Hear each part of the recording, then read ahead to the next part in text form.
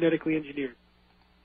You can't buy them. That's true. Now this is excuse me. This is going on with the Indian government is complicit in this.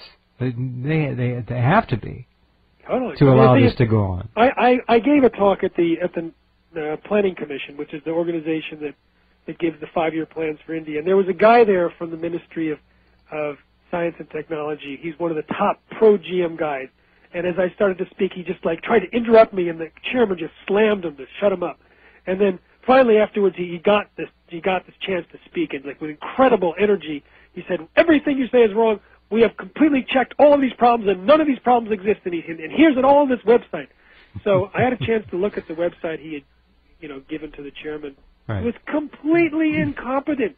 Dr. Bhargava, one of the top biologists in the world who had been assigned by the Supreme Court to evaluate the approvals, had already gone through those things and found it was completely incompetent to identify most of the problems that can go wrong, and that the industry-funded research that was submitted was so rigged that it was worthless.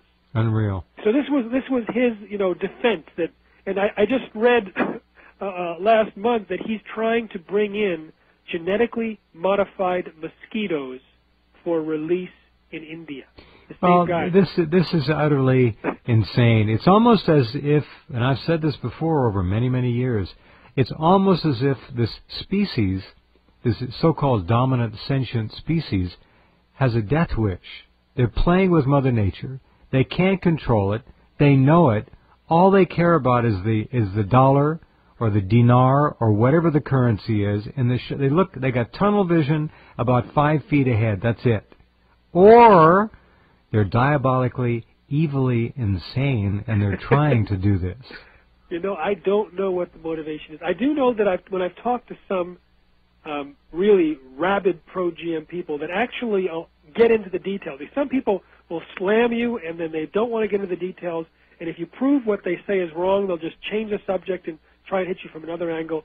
But I remember talking to this one guy who had done a lot of work for Monsanto, and he kept trying to tell me why GMOs are not a problem for health. And I know my stuff, so I kept pushing him and the technical stuff, and just pinned him to the wall, because I finally said, but that there's definitely going to be the possibility that some people are going to get allergic reactions to this, and you're not going to know in advance, and you may be killing people. And he said, well, it's worth the risk because we need GMOs. And it finally came out that he was willing to say that there was that risk, and he said, because I've been to India and I've seen the kind of growing they have. Well, I've been to India too now, and there are 125,000 or more farmers committed suicide after their BT cotton didn't succeed. Folks, that's a lot of people, isn't it? I say the word, I have to say it in such a way when I'm speaking that I have to sort of brace myself. Well, yeah. Because when I say it, there's a shock in the audience and a gasp.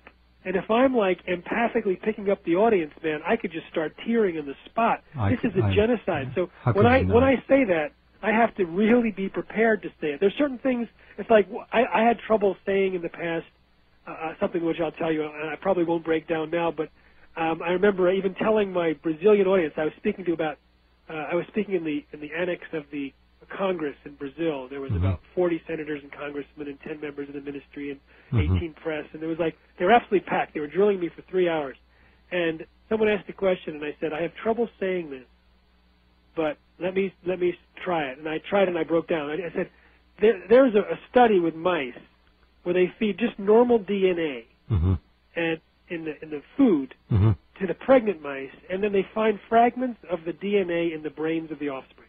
God. Now, what this means is we feed genetically modified DNA to pregnant mothers in the United States, and it is possibly reprogramming the offspring. Of course it is.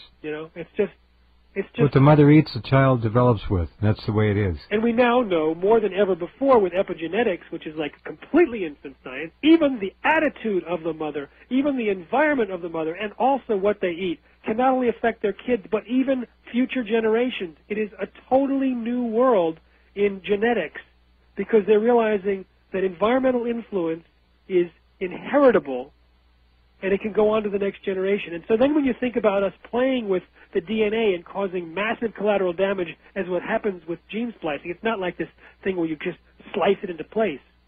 You shoot it with a gun, you clone the results, you end up with hundreds or thousands of mutations, hundreds or thousands of changed natural DNA expressions, different genes. And now we have no way to even evaluate the impact of this on future generations. Anyway, good news is we're going to stop it. I'm here to help. Go to healthiereating.org. Healthiereating.org. Yeah. Jeff, thanks so much. Sure. Talk to you next month. Take care. Bye-bye. Okay, good night. What a man. Jeffrey Smith. Seedsofdeception.org. ResponsibleTechnology.org as well for his new video. By all means, it's right there at the top of the page. Responsible Technology.org. Back in a minute.